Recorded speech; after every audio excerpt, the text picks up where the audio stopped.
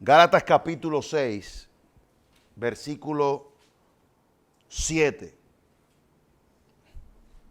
Voy en coche hoy porque el texto es más famoso que todos los versículos de Gálatas. Así que todos se lo saben. Sobre todo porque los tratados de evangelismo es uno de los textos preferidos para transmitir el mensaje de que Dios no puede ser ¿qué? Burlado. Yo creo que hasta de memoria no lo sabemos. No os engañéis, Dios no puede ser burlado. 2 puntos. En esto consiste en que Dios no puede ser burlado. ¿En qué? Pues todo lo que el hombre sembrare, eso también segará.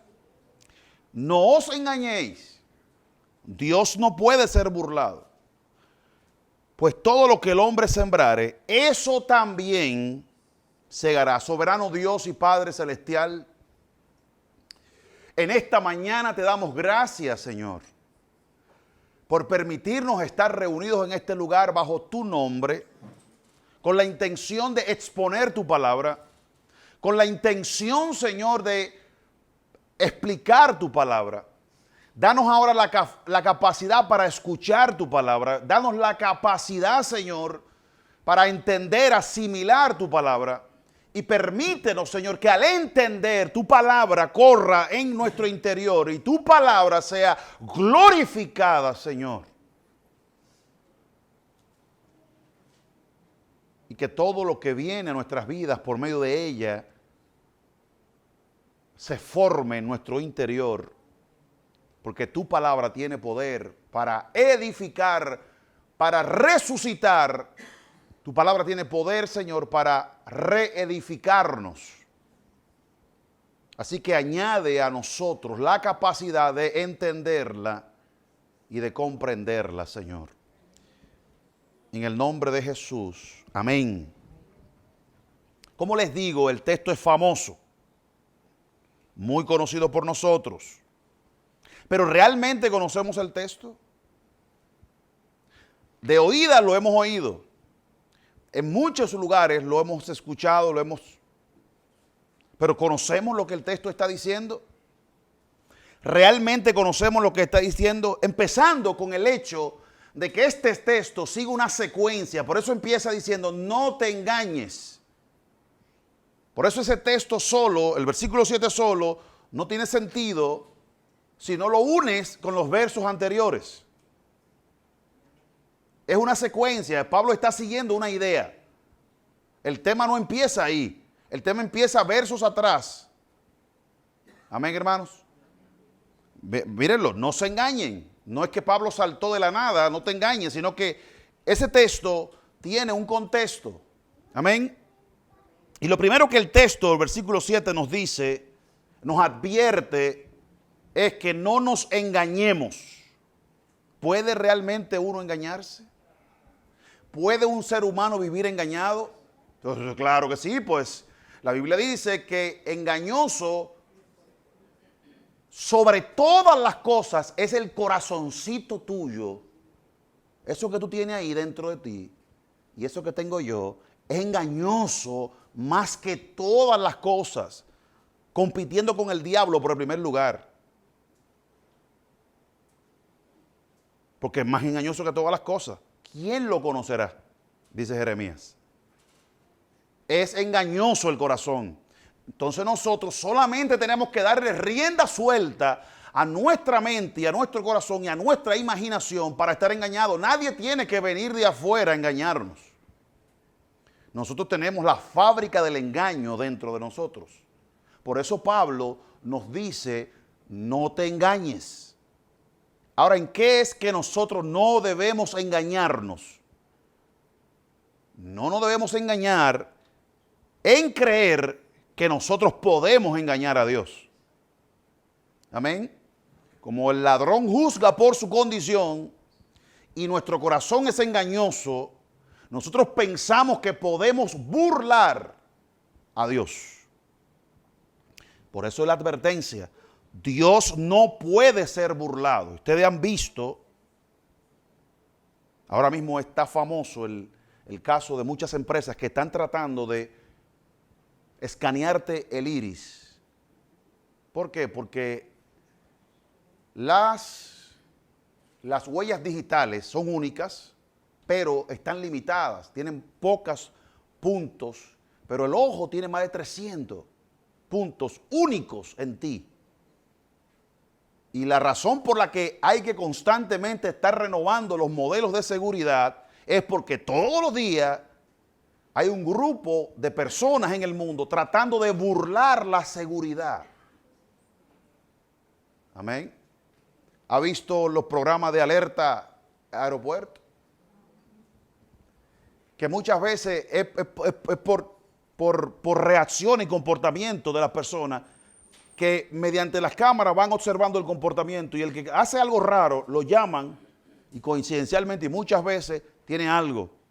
¿Y por qué hacen eso? Lo hacen porque saben que constantemente hay un intento de burlar el sistema de seguridad para contrabandear, para traer cosas y gente que anda con cosas que no deberían andar en un aeropuerto. Pero hay un intento siempre y todo aquel que pretende burlar algo es porque pretende alcanzar algo, obtener algo sin pasar por el debido proceso. Amén.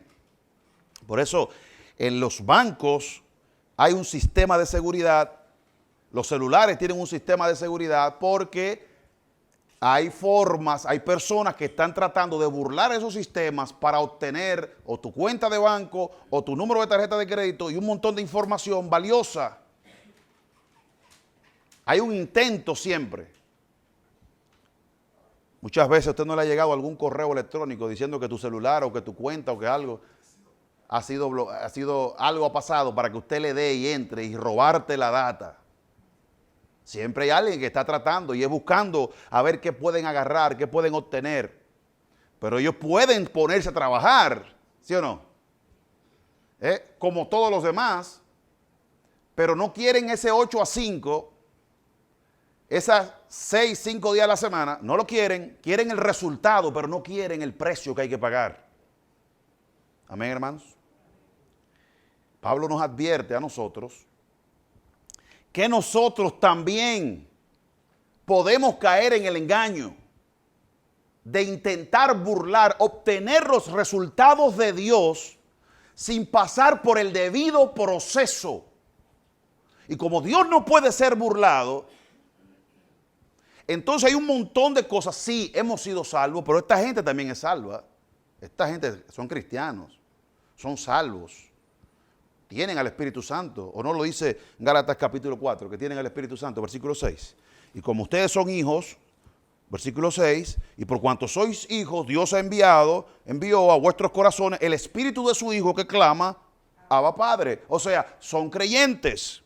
Si usted lee el capítulo 3, en el verso 1, Pablo dice, en el verso 2, esto quiero saber de vosotros, ¿tienen el Espíritu Santo o no tienen el Espíritu Santo? ¿Tienen al Espíritu Santo o no tienen al Espíritu Santo? Versículo 2. ¿Recibiste el Espíritu por las obras de la ley o por oír con fe? ¿Tienen el Espíritu Santo? Amén. Versículo 5. Aquel pues que os suministra el Espíritu y hace maravilla entre ustedes, lo hace por las obras de la ley o por oír con fe. Reciben el Espíritu Santo, mora en sus corazones, constantemente el Espíritu le ministra, pero aún así pueden engañarse y pueden intentar obtener las promesas y los resultados de Dios tratando de burlar el proceso que Dios establece para que esas cosas se alcancen en la vida de nosotros. Como dice el hermano Freddy, amén, hermanos.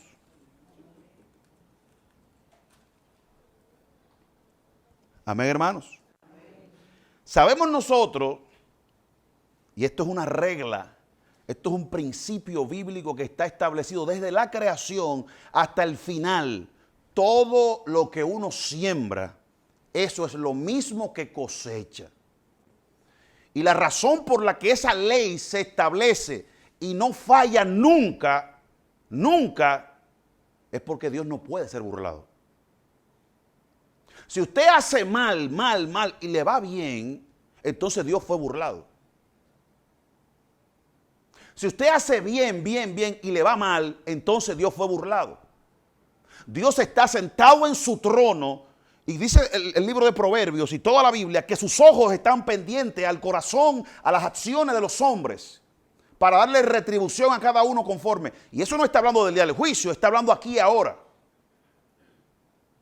Por lo tanto, si te está yendo mal, revisa el bien que tú crees que es bueno.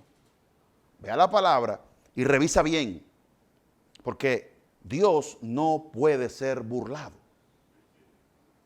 Amén, hermanos. Yo puedo pensar que a mí he tenido mala suerte, que a mí me ha ido mal. Yo tanto bien que hago, de verdad. ¿Estás seguro?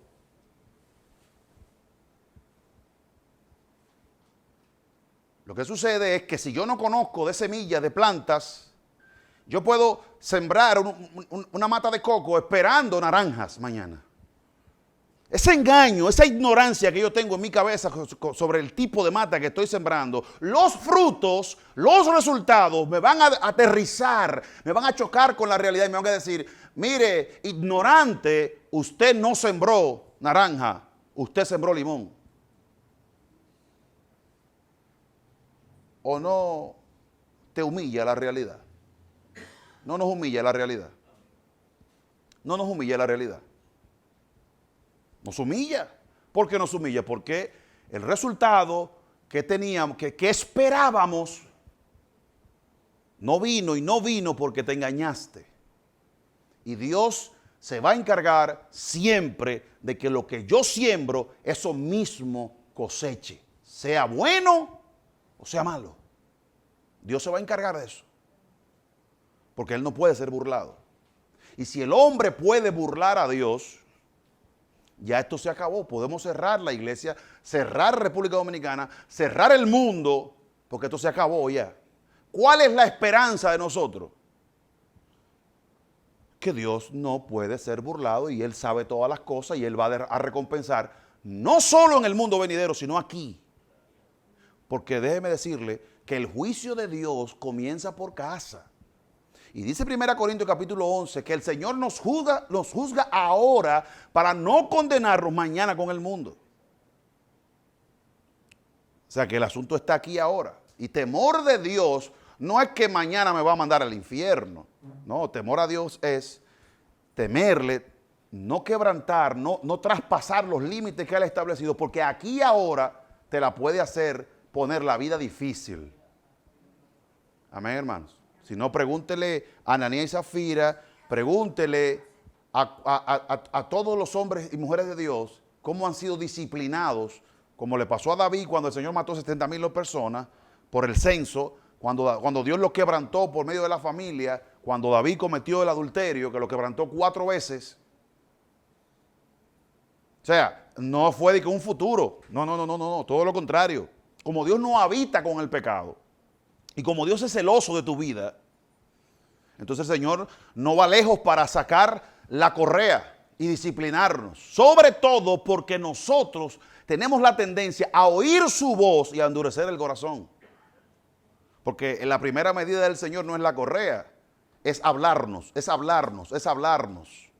Pero nosotros no escuchamos. Entonces Dios saca la correa. Amén, hermanos. Dios saca la correa y cuando la saca, hasta que no acabe, no la va a guardar otra vez. Entonces,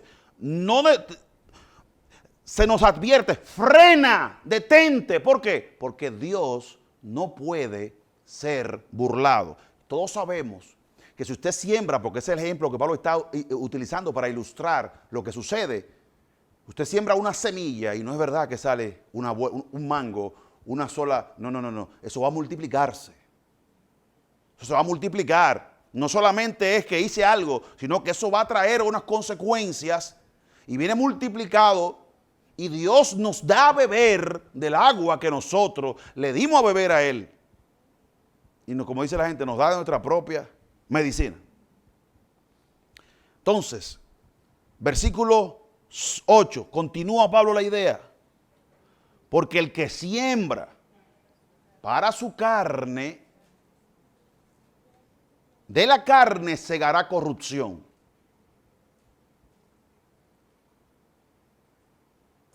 Mire, aquí la palabra carne no es la inclinación pecaminosa hacia el mal, sino que la palabra carne es el cuerpo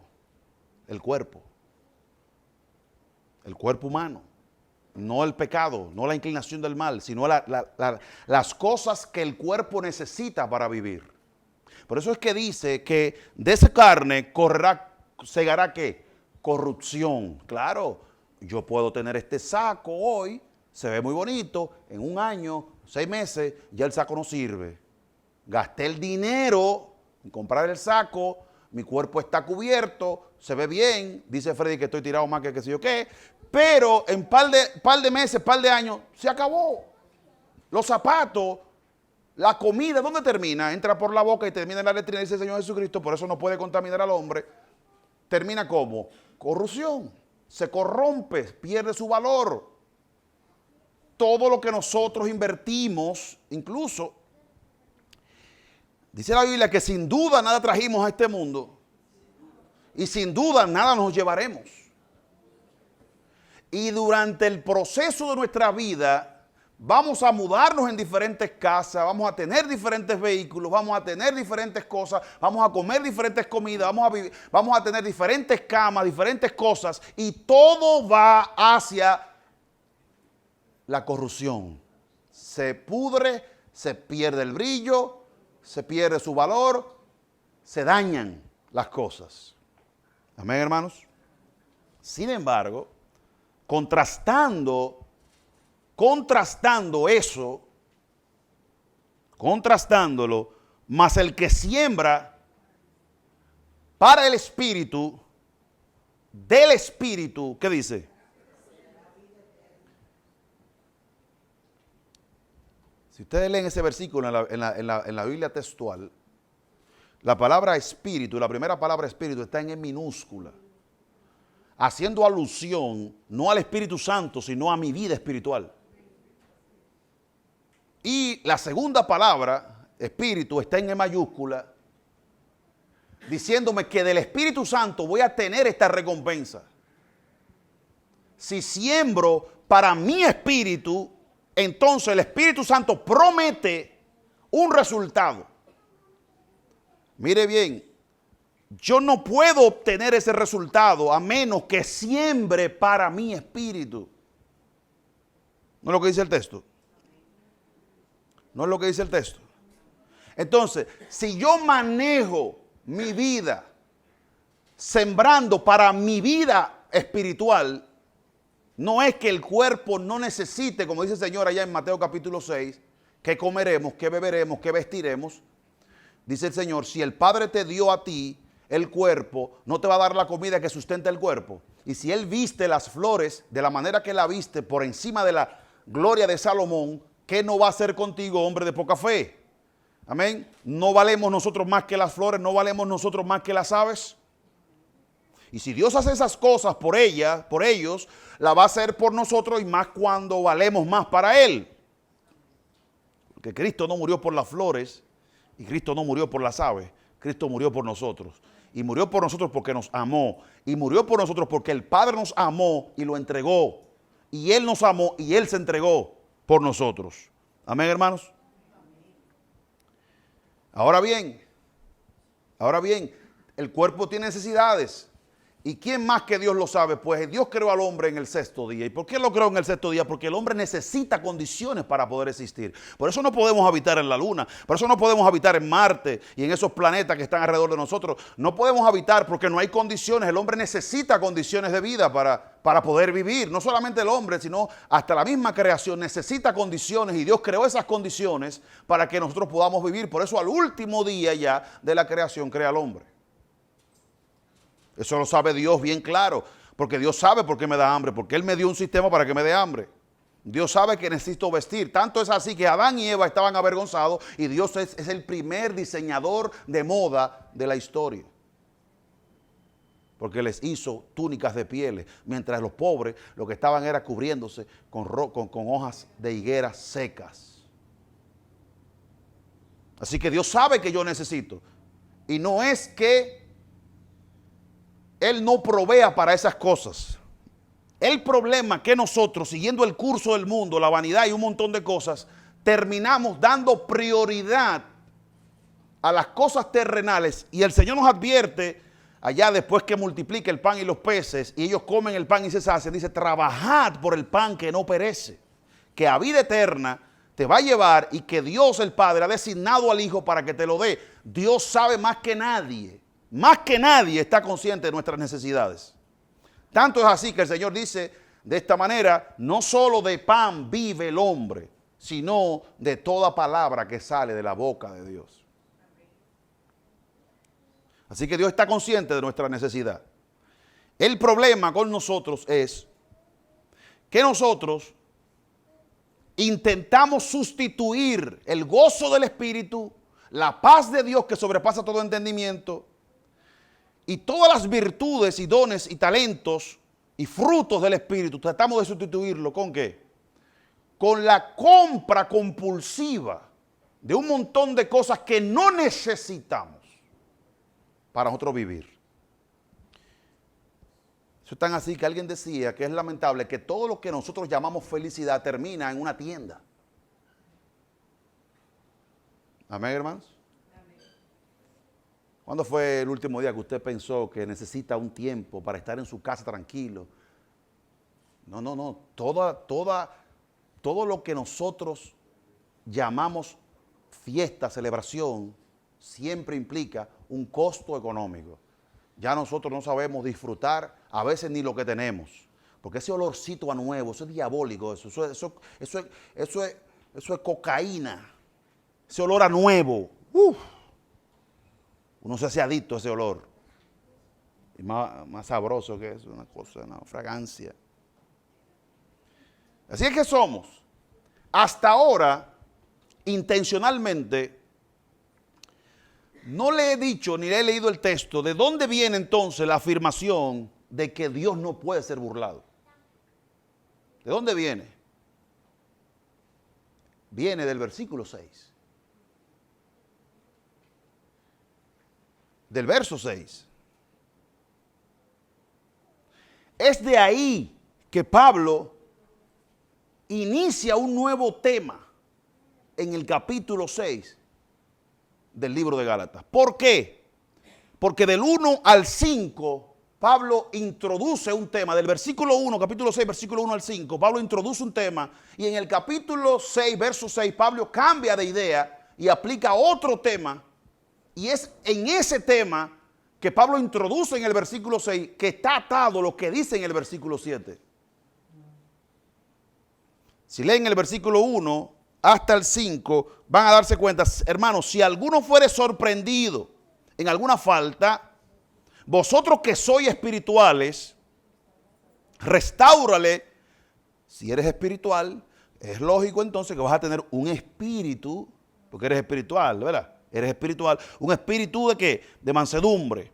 Considerándote a ti mismo, no sea que tú también seas arrastrado al pecado. En otras palabras, a la hora de corregir una falta, piensa en ti. Porque tú también mañana puedes irte de cabeza por ahí.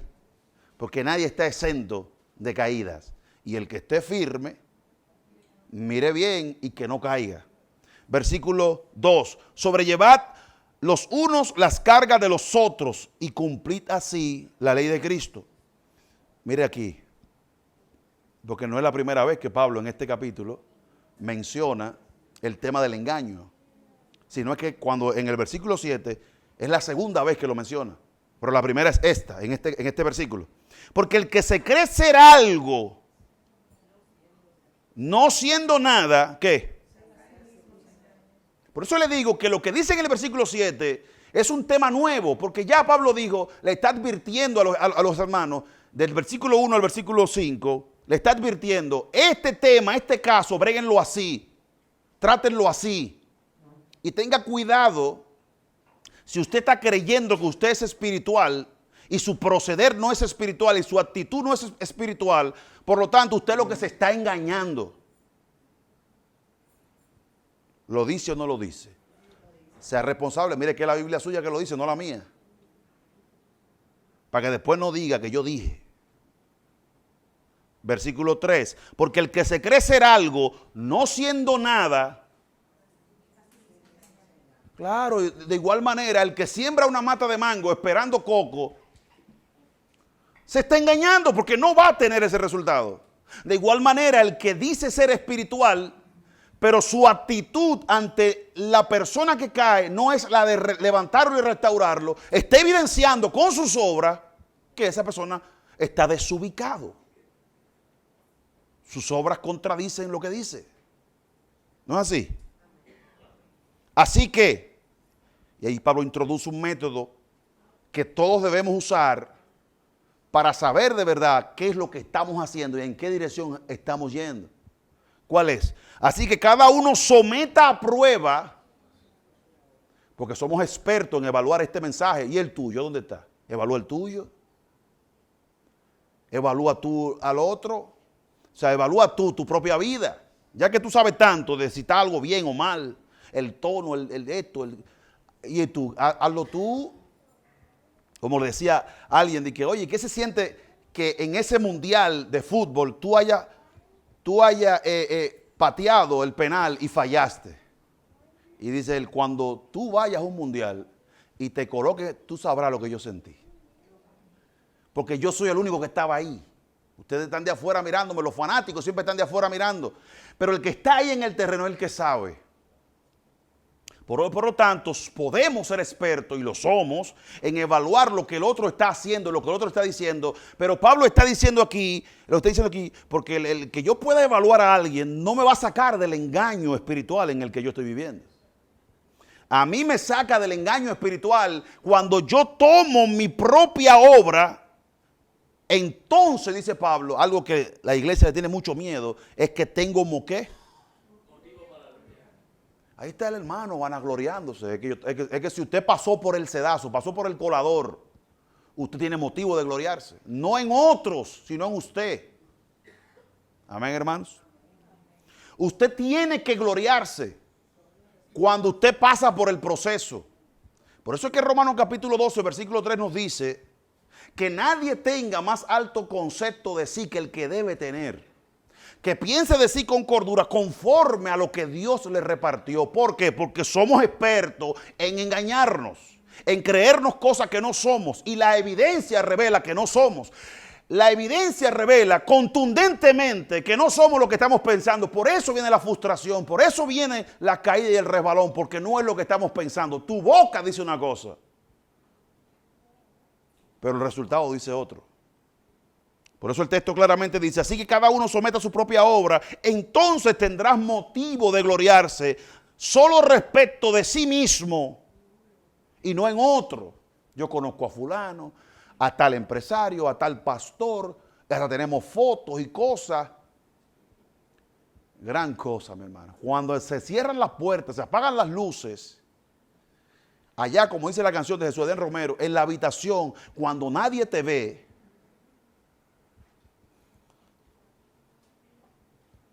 ahí es que se sabe. Por eso hay tres categorías: los que son probados, los que son aprobados y los que son reprobados. Y Dios manda circunstancias difíciles a nuestras vidas, a la iglesia, dice el Señor, para que se vean cuáles son qué. Los que han crecido, los que están conscientes. Porque esos malos momentos ponen en evidencia si usted entendió, si usted creyó, si usted está firme. Amén, hermanos. Todos los hermanos que se alarman cuando en una iglesia pasa algo, están descalificados todos. ¿Por qué? ¿Y qué otra cosa usted, por poca cosa, pasa en la iglesia? La única diferencia que hay entre una iglesia y una cárcel es que en la cárcel todos son inocentes. La única diferencia que hay entre la iglesia y la cárcel es que en la cárcel todos son inocentes. Pero el primer requisito para usted ser salvo es que usted admita que es culpable. Y todo el que se cree inocente en la iglesia vuelve a entrar otra vez, que usted no es cristiano. Primer mensaje de Juan el Bautista es arrepentidos y convertidos. Segundo mensaje, el primer mensaje del Señor Jesucristo, arrepentidos y convertidos. Amén, hermanos. Así que la iglesia es un grupo de hermanos malos, cacoduros, rebeldes, locos, fuera de control y de juicio. Desde el pastor hasta el más nuevo creyente. Por eso es que Dios inicia el proceso de ¿qué? De santificación, separando el mal de nosotros, porque ninguno es bueno aquí. Cuando decía eso no hablaba de tierra. Y de mí. Pero nosotros citamos esos textos, pero de verdad, entonces, si a mí, por ejemplo, la Biblia dice que mis hijos, ¿qué son? Pecadores. ¿Y por qué cuando ellos pecan me sorprende? Porque lo de boca decimos la palabra, pero no lo creemos de verdad. Cuando tu esposa falla, ¿por qué te asombra? ¿Es una pecadora? Cuando tu marido falla, ¿por qué te asombra? Pero es un pecador.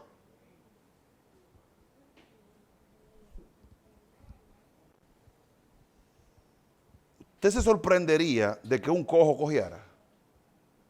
Por eso es que Hebreos capítulo 12 dice que establezcamos senda derecha para nuestros pies, para que lo cojo no se aparte del camino, sino que sea que sanado. Amén, hermanos. Y en ese texto de Hebreos 13, de Hebreos 12, en ese texto, lo que parece es como cuando alguien lo choca un camión y queda chueco.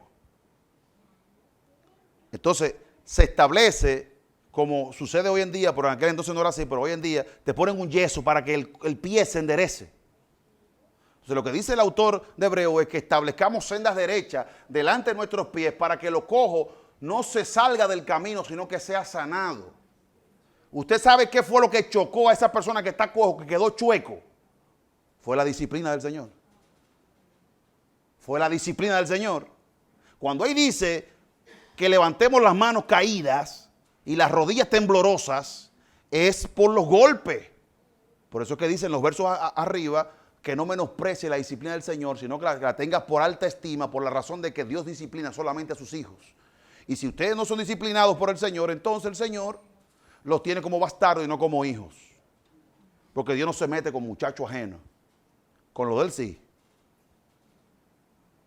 Entonces, ¿de dónde sale esa rodilla temblorosa y esas manos caídas? ¿De dónde sale? De los golpes, de la disciplina del Señor. Entonces, regresando, si alguien cae dentro de nosotros, hasta el Señor Jesucristo pone en Mateo 18, si alguien peca contra ti, ve y repréndele estando tú y solo. O sea, la Biblia no está diciendo, la Biblia dice que nosotros somos santos porque Él nos lavó con su sangre. Pero dice 1 Corintios capítulo 1, a los santos que están, ¿dónde? Ok, mira el perfil de los santos. Había uno que estaba viviendo con la mujer de su papá. Hermanos estaban yendo de juicio en juicio.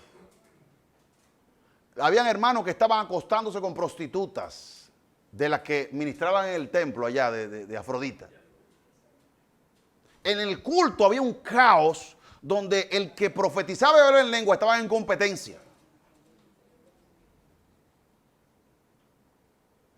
Y para colmo, hasta estaban diciendo, 1 Corintios 15, que no había resurrección.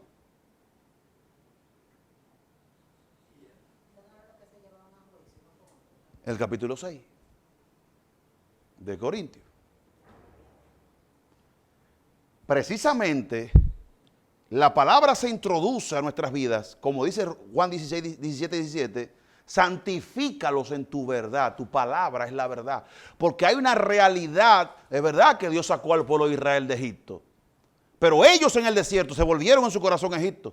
¿Y qué hizo el Señor? A santificarlo y a procesarlo y a enseñarle una nueva vida en el desierto, antes de entrar a tierra prometida, porque mucha gente comete un error. Óigame bien, ellos no duraron 40 años en el desierto porque Dios, no, ellos duraron 40 años como castigo, pero ya ellos tenían como 3 o 4 o 5 años en el desierto ya, antes del castigo. Ellos no duraron 40 años en el desierto, ellos duraron más. Porque el plan del Señor, antes de introducirlo a la tierra prometida, era cambiarle el chip, formarlos. Por eso le da los 10 mandamientos, le da toda la ley, instituye todas las cosas en el desierto. Y eso se tomó muchos años para que el pueblo aprendiera antes de entrarlo a la tierra prometida. Cuando van a la tierra prometida, hacen lo que hacen y el Señor le pone el castigo de los 40 años dando vuelta en el desierto. Nosotros en el pueblo de Dios, en la iglesia de hoy, cuando alguien falla, como que nosotros deberíamos tener la iglesia llena de extinguidores. Porque la Biblia nos advierte que va a haber fuego, que va a haber pecado, que va a haber fallas. Por eso no debería sorprendernos cuando alguien resbala, cuando alguien cae. Y no hacer tanto drama como lo hacemos nosotros. Lo que sucede es que solo los espirituales saben bregar con eso. Los carnales no saben bregar con eso. No saben bregar con el pecado, no saben cómo hacerlo.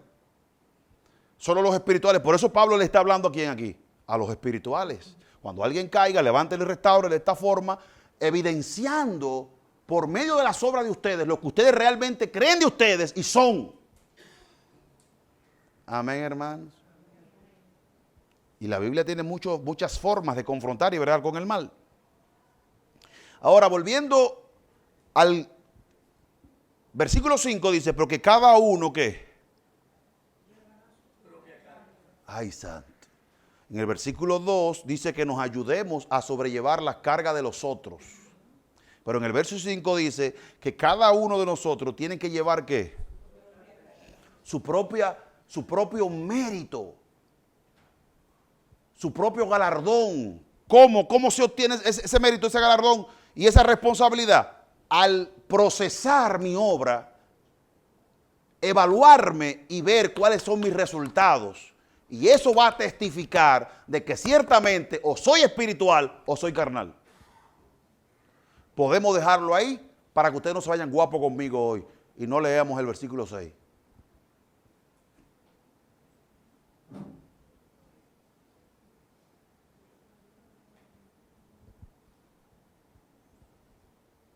No cambia el apóstol Pablo la temática de que viene hablando.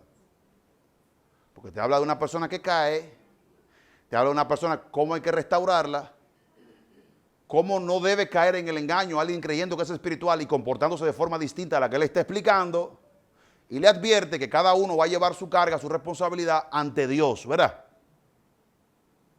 Versículo 6, ¿qué dice? O sea, dio un cambio, cambió de temas. Pablo terminó cuando dijo, cada uno llevará su propia carga. Cambió el tema, cambió la forma. Ahora Pablo va a enfatizar, no al hermano, está hablando con los espirituales, con los espirituales que está hablando, y le dicen, ¿qué tienen que hacer ustedes con el que resbala? Hagan eso. Ahora le sigue hablando a los espirituales y le dice, el que es enseñado en la palabra, haga partícipe de toda cosa buena, ¿al qué? Nos.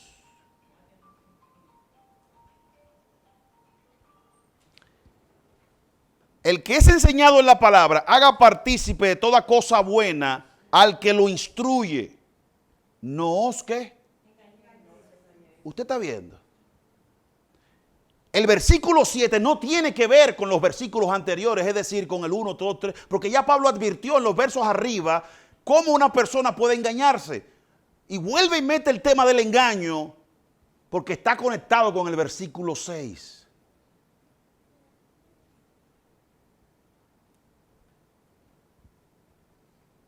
¿Ustedes lo entienden o tengo que explicárselo? El que es enseñado en la palabra, haga partícipe de toda cosa buena el que lo instruye. No os engañéis. No os engañéis.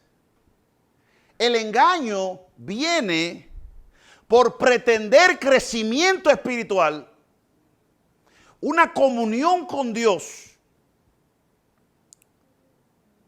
sin honrar a los que te enseñan la palabra de Dios. Porque el verso 6 te está diciendo que tú tienes una responsabilidad con el que te enseña lo espiritual, de que esa persona de ti obtenga una cosecha material. 1 Corintios capítulo 9, Romanos capítulo 15 lo dice así. Es gran cosa si cosechamos de vosotros lo material, si hemos sembrado en ustedes lo más valioso. Es algo grande que cosechemos algo material de ustedes si hemos sembrado los bienes espirituales. Claro que no. Entonces, el que es enseñado en la palabra tiene que remunerar a quien lo instruye en la palabra. Y ahí es que viene el no te engañes. No te engañes. No te engañes.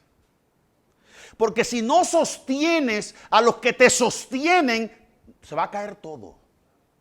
Pero tú sigues orando y pretendiendo que vas a obtener ese resultado espiritual, evadiendo el compromiso que tienes con Dios y con los vasos que Él te puso para que te sostuvieran a ti. Por eso que la advertencia más fuerte, una de las más fuertes de la Biblia, esta, Dios no puede ser burlado, se lo está diciendo a creyentes. No a impíos, no a inconversos.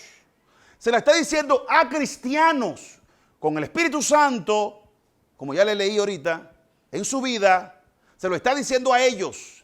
Porque de la forma como tratas la palabra de Dios en tu vida, de la forma como gastas tus recursos, tu tiempo, así mismo tú vas a ser remunerado espiritualmente. El no te engañes es porque tú y yo tenemos la tendencia a subir de nivel espiritualmente, crecer espiritualmente, menospreciando la palabra y los vasos que la predican.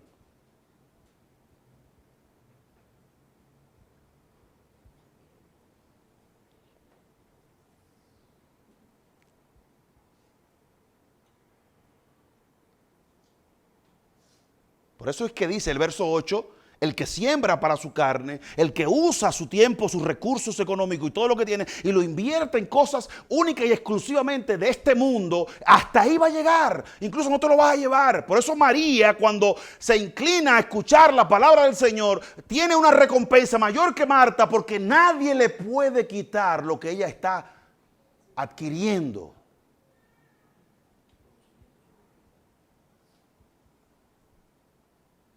La preocupación mía es que nosotros decimos que no, pero pretendemos con la forma de obtener un resultado delante de Dios sin pasar por el debido proceso, pensando que vamos a burlar al Señor. Mírenlo ahí, mi hermano.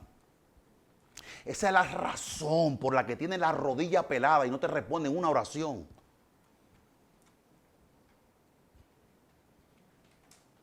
Dígamelo a mí, hermano. Hermano, la oración tiene poder. De verdad, la oración tiene poder. La oración tiene poder. De verdad. Ponme en una mascota todas las peticiones que hiciste en el 2024 y te aseguro que la mayoría de ellas, más de la mayoría, no te la han respondido ni te la van a responder. La oración del justo, dice la Biblia, ¿qué? Ay, pero ¿quién es? ¿Quién es? Uno que anda loqueando, hablando disparate. Ese. No. Y nosotros somos expertos, por eso es que somos maliciosos. Pues esa declaración de la oración del justo puede mucho, es donde termina el versículo. Si usted lee el versículo completo, dice que si han pecado mutuamente unas personas, que se confiesen los pecados y que oren para que sean sanados. La oración del justo puede mucho. Mire, mi hermano, lo que le voy a decir. Ninguna oración que no se hace dentro de ese contexto no sube del techo. Por eso no lo digo yo. Sí, la iglesia tradicionalmente cree en el poder de la oración. La oración no puede nada.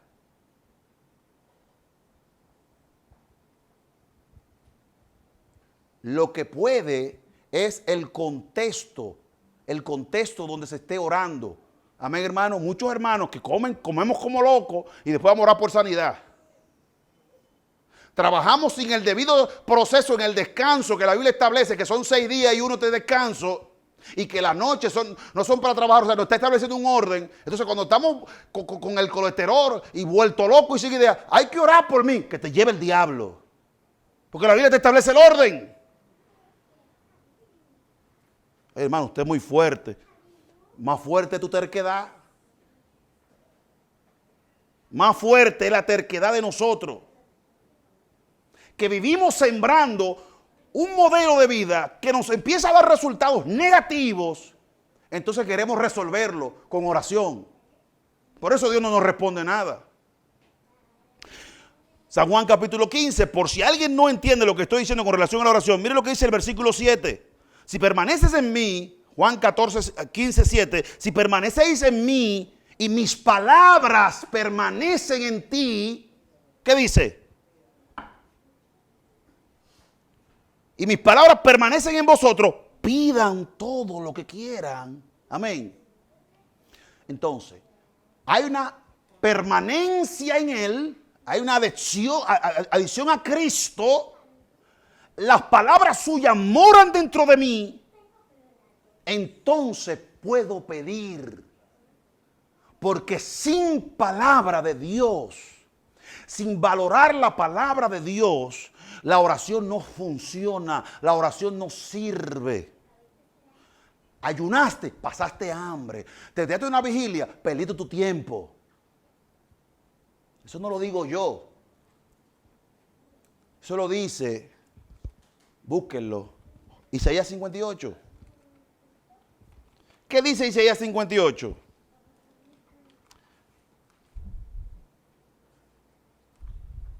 Mire lo que dice Isaías 58.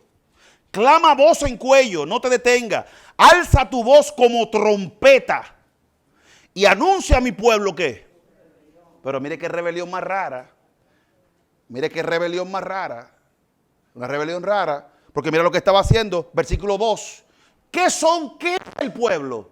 ¿Qué dice el versículo 1? ¿Qué es el pueblo? Rebelde. ¿Sí o no? Pero mire lo que dice el versículo 2, que parece contradictorio. ¿Cómo puede ser un pueblo rebelde y al mismo tiempo buscar al Señor día a día? No lo dice el versículo 2, pero lea la Biblia. Mate el burro que hay dentro de usted. Lea la palabra. Que me buscan, ¿cuánto? Cada día. ¿Pero qué es lo que son? ¿Qué es lo que son? Rebeldes. Rebeldes son, pero me buscan cada día. Eso, está raro eso. ¿Cómo una persona puede estar en un monte buscando a Dios todos los días y es un rebelde? Alaba si puede, como decía Gigi. Que me buscan cada día y quieren saber mis caminos. Oiga, como gente que hubiese hecho justicia. Qué lindo, qué bello, y que no hubiese ¿qué? Claro, porque no se apegaron a la palabra y querían buscar a Dios a su antojo y a su forma, como que Dios va a aceptar lo que tú quieras. Como dice Dios a Malaquías, yo soy rey alto y poderoso y mi nombre es grande en las naciones. ¿Tú crees que yo voy a recibir ese disparate de ofrenda que me está trayendo a una oveja tuerta y coja? Llévasela a tu rey para que tú veas que te va a desechar. A mí tú me lo traes. A mí se me ofrece ofrenda limpia en toda la tierra. ¿Cómo tú me traes ese disparate a mí? No deshonras mi nombre cuando te roba la oveja y me la trae a mí.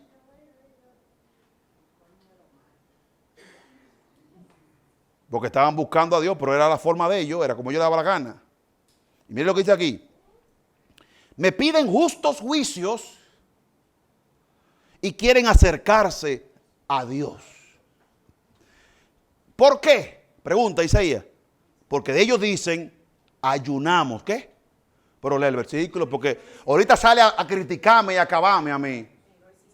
Ahorita sí salen a criticarme a mí, hablarme de que él dijo que la oración, pero mira el texto, es que tú eres un religioso enfermo que necesita un suero de Biblia pura.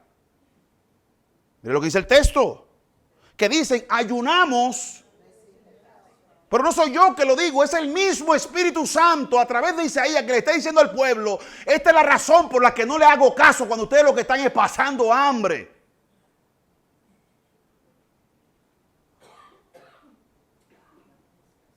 Ayunamos y no hiciste caso. Humillamos nuestras almas. ¿Y sabe qué quiere decir eso? Que ni fu ni fa, no hubo mover, no se sintió nada, no hubo ni un escalofrío, no hubo una sombra, ni una luz, no pasó nada. Y dice, sigue el versículo 3, he aquí, en el día de vuestro ayuno, buscáis vuestro propio, ¿qué? Alábalo. Y oprimen, ¿a quién? Pero mi rey, tú tienes un negocio. Tú tienes un negocio. La forma como estás tratando a tus empleados está haciendo más ruido delante de la presencia de Dios que la pobre oración que tú estás haciendo. Así o más claro.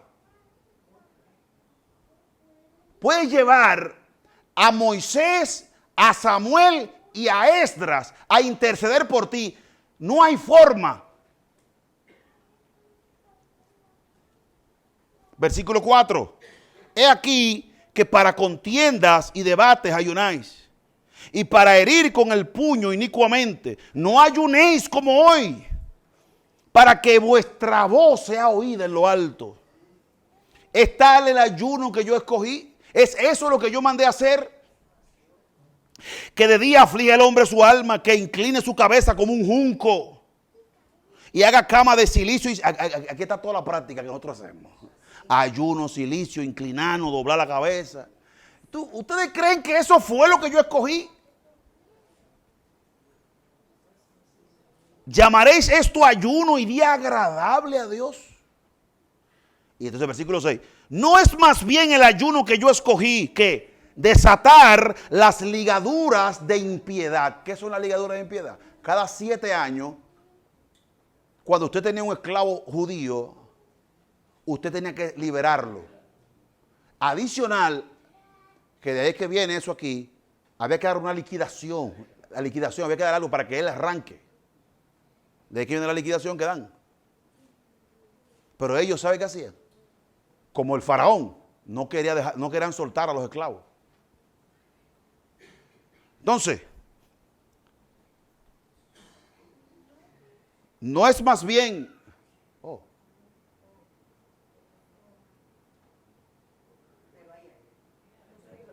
No, fue que le toparon algo ahí. No es más bien, aquí estamos 20-20. No es más bien el ayuno que yo escogí, desatar las ligaduras de impiedad, soltar las cargas de opresión y dejar ir libre a los quebrantados y que rompan todo yugo. Ese no es el ayuno que yo quiero. ¿Cuándo yo te mandé a ayunar a ti? Eso es lo que dice el Señor. Yo te mandé a ayunar. Yo no te mandé a ti a que dejes libre al esclavo, al oprimido, que lo dejes ir libre. Eso no fue. Versículo 7. No es que parta tu pan con el hambriento. Oiga bien, oiga cuál es el ayuno de Dios. Que en vez de yo dejar de comer, que deje de comer, es que coma con el que tiene necesidad. Y a los pobres errantes alberguen en casa. Que cuando veas al desnudo lo cubras y no te escondas. Entonces, versículo 8, nacerá tu luz como el alba y tu salvación se dejará ver pronto. ¿Por qué? Porque oró. No, porque obedeció la palabra, porque obedeció la instrucción que Dios le dio y no se puso a inventar cosas, ritos y formas, sino que se mantuvo sujeto al texto, a la instrucción que le dieron. Versículo 8. Irá tu justicia delante de ti y la gloria de Jehová será tu retaguardia. Entonces, después que tú hagas eso, ¿qué dice? Invocarás y te oirá Jehová. Clamarás y dirá él, heme aquí. Si quitare de ti, de en medio de ti, el yugo y el dedo amenazador y el hablar caballá, como dicen los viejos. Y si dieres tu pan al hambriento y saciares el alma afligida, en las tinieblas nacerá tu luz y tu oscuridad, lo más oscuro de ti, lo más difícil de tu vida, el momento más adverso será como el mediodía. Y Jehová, versículo 11, te pastoreará siempre y en la sequía saciará tu alma, dará vigor a tus huesos. Serás como huerto de riego y como manantial de aguas, cuyas aguas nunca faltan. Eso se logra con ayuno, oración y silicio. Por eso es que tenemos callo en las rodillas. Eso se logra, como dice Juan capítulo 15, 7, si permaneces en mí y las palabras que te he enseñado permanecen en ti, pide lo que tú quieras. Deleítate a sí mismo en el Señor primero y Él te va a conceder las peticiones de tu corazón. Ay, hermano, porque hay un ataque que se levantó. Mentira del diablo. Algo estás haciendo fuera del texto porque lo que tú siembras. Y la única forma en la Biblia de deshacerse de Satanás por un tiempo es sometiéndote a Dios, resistiendo al diablo y de ti va a huir. ¿Hay otra forma? Haz todo lo ayuno que tú quieras, haz toda la oración que tú quieras, porque lo que le da fuerza a tu oración es tu obediencia. Lo que le da fuerza a tu vida es tu sujeción al Señor. Lo que le da poder, el diablo no respeta a nadie bajo la tierra. Él respeta al Rey de Reyes, Señor de Señores. Por eso dicen los apóstoles, hasta los demonios se nos sujetan en tu nombre. Amén, hermanos. Por lo tanto, cuando nosotros pretendemos llevar nuestra casa, nuestro negocio, nuestra vida espiritual, nuestros ministerios, tratando de burlar a Dios, por eso nos advierte la palabra que Dios no puede ser burlado. Este texto hace que el que esté obrando mal tenga miedo porque vas a pagar las consecuencias. Pero este texto anima a los que están haciendo bien porque vas a recibir tu recompensa. Entonces la iglesia tiene que estar en esta mañana, algunos asustados porque saben lo que están haciendo y saben lo que le viene para encima, porque Dios no puede ser burlado y tú eres que lo estás sembrando.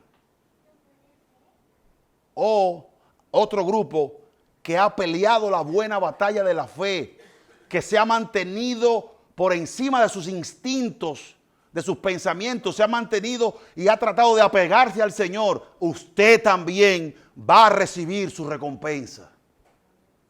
Por eso nos advierte el apóstol Pablo en el versículo 9 de Gálatas capítulo 6, dice, no nos cansemos de hacer el bien. Amén. Otros textos traducen, no desmayemos. Nosotros los que predicamos la palabra, tenemos que cada domingo y cada día que nos toque predicar la palabra, levantarnos como el primer guandul. ¿Por qué? Porque tarde o temprano, si Dios no da por aquí la recompensa, la va a dar por otro lado. Los que están tratando de mantenerse fiel al Señor, escudriñando su palabra y observando cada cosa para hacerlo, no te canses de hacer el bien. Hey, hermano, tengo un desánimo. No te canses. ¿Pero qué hago? Lo siento. Pues deshácese de eso porque la Biblia te da un mandamiento. No te canses, no desmayes. Pon los ojos en el Señor pues para que no te canses hasta desmayar. No nos cansemos, pues, de hacer el bien. Porque hay un principio inamovible, inalterable. ¿Cuál es? Que Dios no puede ser burlado y todo lo que nosotros sembramos vamos a cosechar. Y dice el versículo 9, porque a su tiempo segaremos. ¿Sabe qué? ¿Sabe qué? ¿Qué dice el versículo 9?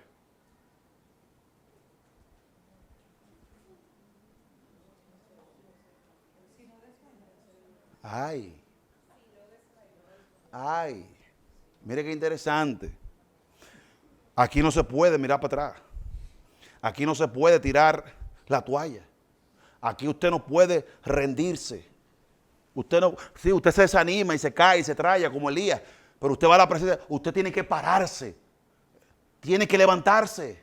tiene que animarse, reanimarse, lo que sea, pero tiene que hacerlo. ¿Sabe por qué? Porque es la única manera en que nosotros podemos ver resultados de lo que hemos hecho. ¿Cuándo? Cuando no nos cansamos y cuando no desmayamos.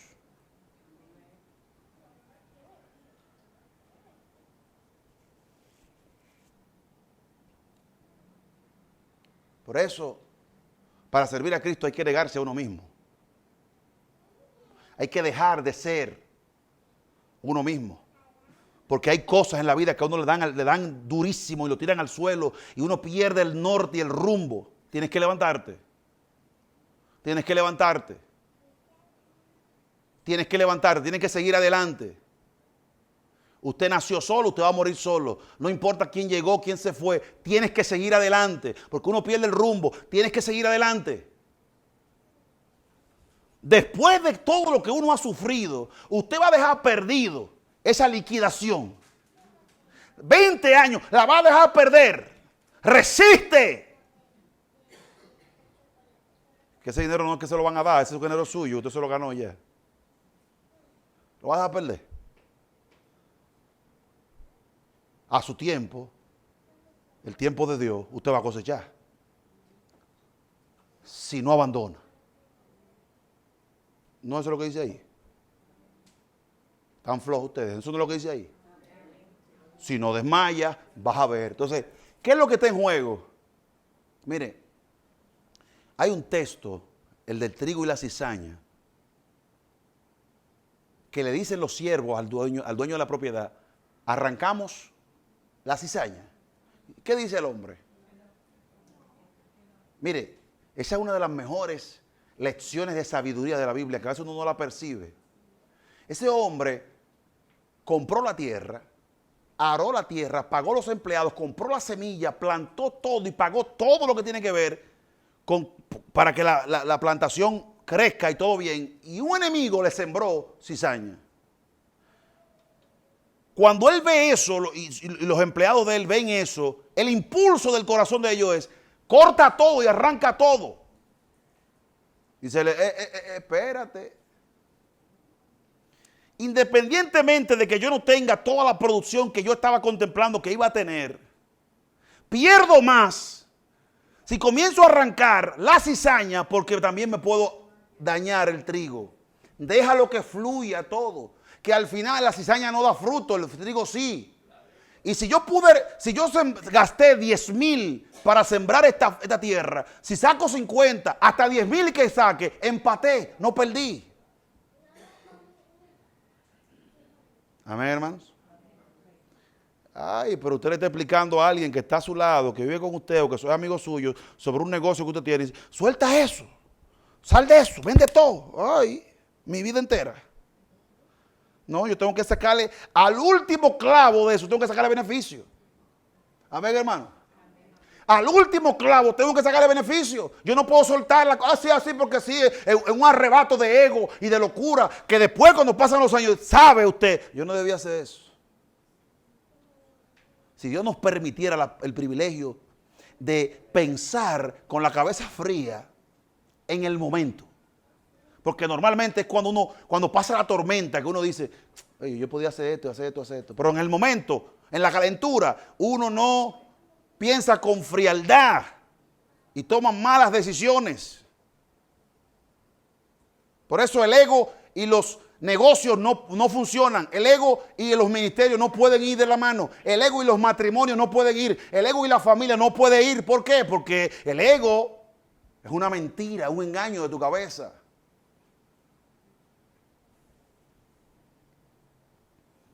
A su tiempo va a cosechar. Y es mejor, como dice la Biblia, sembraron, ¿verdad? Y dio fruto a 30, a 60. Es mejor una cosecha de un 30 por 1 que nada. Quemamos la finca, la quemamos para que no crezca. No, deja la cizaña correr, déjala ahí. Que algo yo le voy a sacar a eso. Entonces, hermano, versículo 9, no nos cansemos de hacer el bien, porque a su tiempo vamos a cegar si no desmayamos. Concluye Pablo diciendo: así que según tengamos oportunidad, porque tampoco usted va a estar como un loco buscando y creando oportunidades, ¿verdad? Sino que Dios la va a traer a nuestras vidas. Así que, según tengamos oportunidad, hagamos bien a todos y mayormente a los de la familia de la fe. Esa palabra mayormente quiere decir prioritariamente. Prioritariamente. Así que no debemos engañarnos. Y yo no sé, pero quiero leer este texto para dejarlo un poco más inquieto, aunque no tenga nada que ver con el tema. Primera Timoteo, capítulo 5.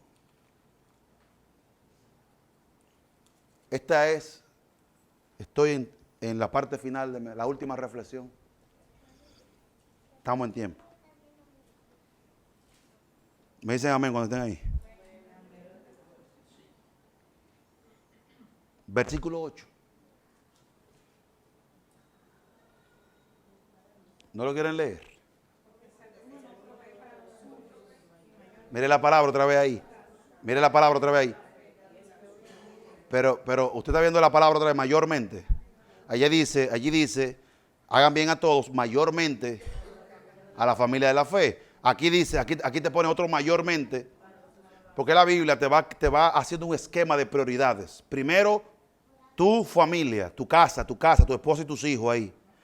¿Verdad? Segundo, entonces la Biblia te va poniendo un mayormente y te va dando un orden de prioridad. Amén.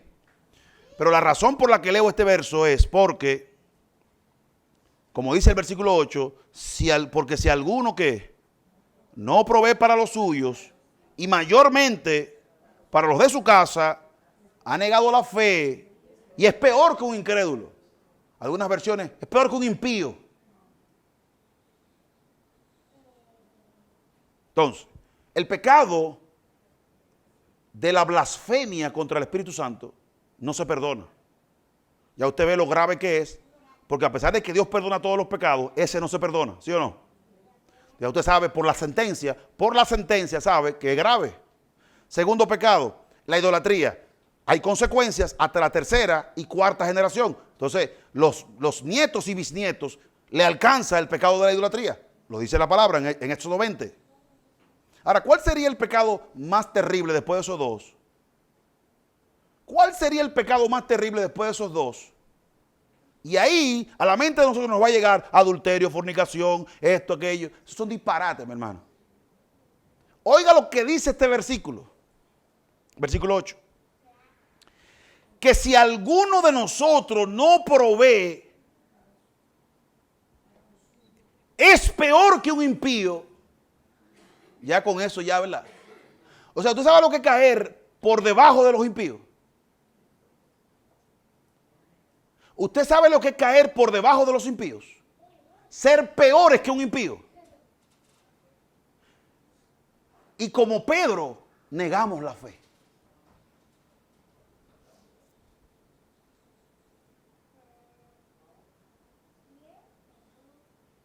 Usted puede agarrar cualquier falso maestro en la Biblia, cualquier falsa enseñanza, cualquier error doctrinal, y no hay una declaración más severa que esa que dice ahí.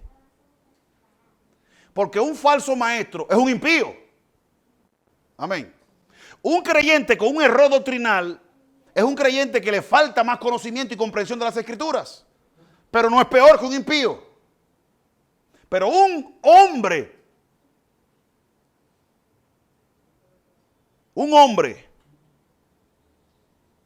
que no provee para los suyos está por debajo de un impío que no conoce a Cristo, tiene Espíritu Santo, no tiene nada, está por debajo, y todo lo que él dice que cree lo ha negado. Ha negado la fe. ¿Hay algo que sea más grave en la Biblia? Sí, la palabra de la blasfemia. Sí, porque no se perdona. Pero todo lo que tú dices que crees, lo niegas cuando no provees.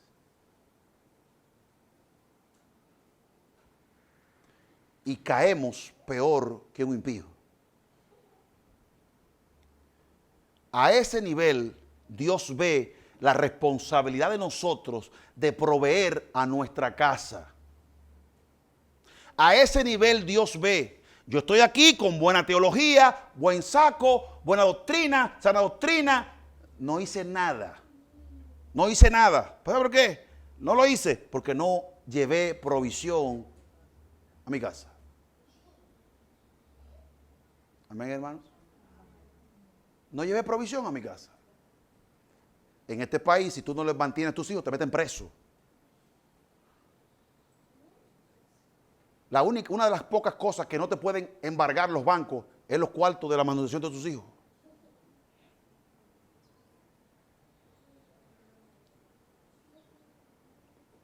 En otros países, usted está hasta preso en la cárcel por cualquier razón y se va acumulando la deuda de la manutención hasta que usted salga.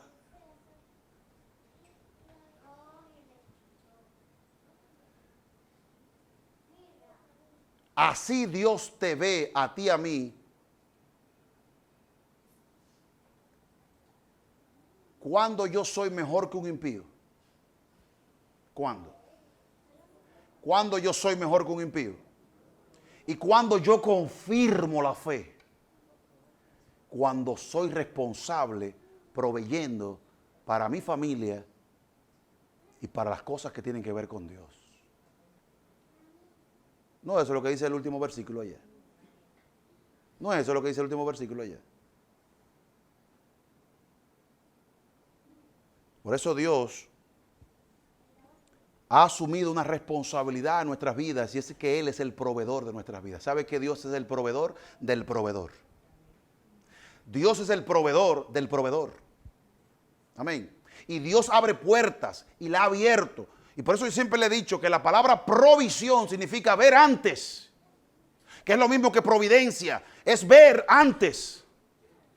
Por eso cuando nuestras manos están vacías, lo primero que hay que examinar es ¿qué hiciste con la provisión del 2024?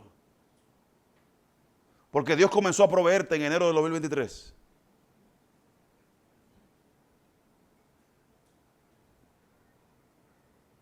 Así que funciona. Por eso provisión, ver antes. Proveer, ver antes. Amén, hermanos. Le dije que no tenía que ver necesariamente con el mensaje que estaba predicando.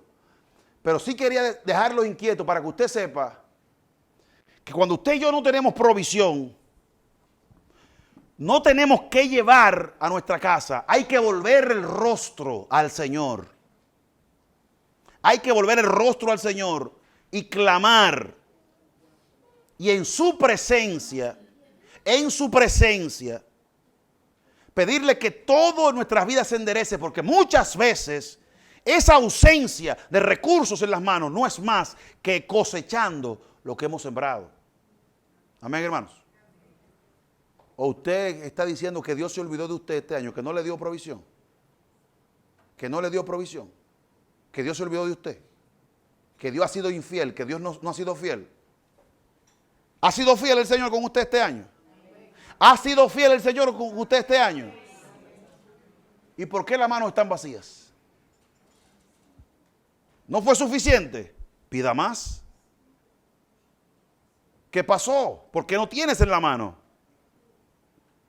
No tienes porque nosotros usamos los recursos que tenemos en la mano como nos mueve el corazón, incluso muchas veces para agradar a la esposa, agradar a los hijos, agradar al esposo y no de acuerdo al plan que Dios nos trazó delante. Pero Dios es fiel, Dios no falla y poderoso es el Señor para multiplicar nuestra sementera y darnos recompensa por lo que hacemos.